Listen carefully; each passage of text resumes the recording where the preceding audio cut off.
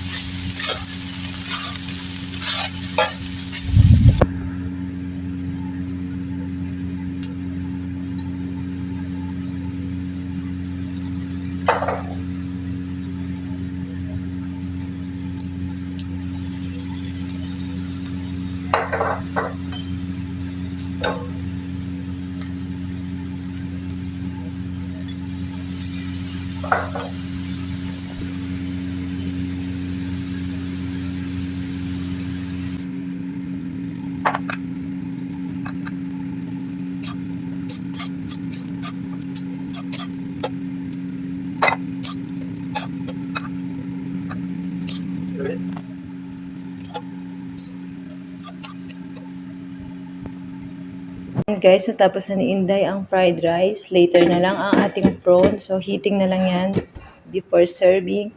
And then, ang ating additional pala na ingredients kanina, ito ang nakalimutan ko kasi. Ayan, basahin nyo na lang. And then, ang ating teriyaki. Yan lang yung mga inad ko. And then, salt din, konti. Ayan, guys. Thank you for watching. Keep safe and God bless. Bye. Cooking with Love, Inday.